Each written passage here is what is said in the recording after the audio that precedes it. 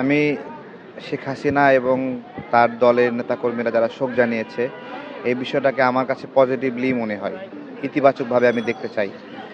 জন্ম মৃত্যু এইসব বিষয়ে মানুষ এক কাতারে চলে আসে।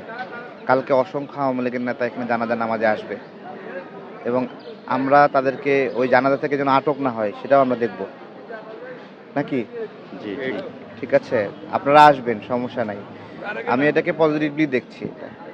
হ্যাঁ, রাজনৈতিক এবং হ্যাঁ, কালকে সবাই মানে একত্রিত হবে, সকল দলে মানুষ আসবে, আমি বিশ্বাস করি। দল মত নির্বিশেষে সবাই আসবে, আমরা আশা করি সবাই আসবে। অভিভাবক। বাংলাদেশের অভিভাবক এবং এটা ফিল করছে। তার প্রতি কি আচরণ হয়েছে সেটা আমরা জানি। তার চিকিৎসা বিষয়ে কতটুকু অসহযোগিতা করা হয়েছে, বাধাগ্রস্ত করা হয়েছে, সবই জানি। তারপরেও শোক জানিয়েছে, আমি এটাকে ইতিবাচকভাবে দেখছি। কেমন সংখ্যা ইতিহাসকে ছাড়ায় যাবে এইসব গল্প আমি করতে চাই না।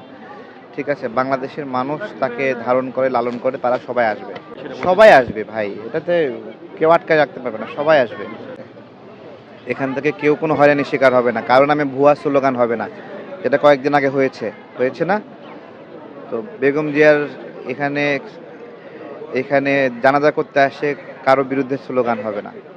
আমরা সবাইকে নিয়ে একটা সুন্দর কিছু সমাপ্তি চাই। এটা জাতীয়তাবাদী দল বিএনপির বিদেশি কোনো বন্ধু নাই, বুঝছেন? ভারত তাকে বন্ধু মনে করে না, আমেরিকা তাকে বন্ধু মনে করে না, ইউরোপ, ব্রিটেন, কেউ তাদেরকে বন্ধু মনে করে না।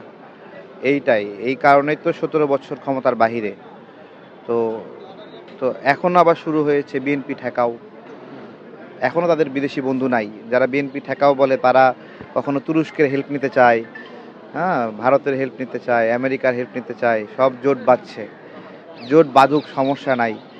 ঠিক আছে, এটা পিছনে অনেক ঘেউ ঘেউ করবে, কিন্তু বিএনপি গা ঝাড়া দিলে সব আবার ঠান্ডা হয়ে যাবে, সমস্যা নেই।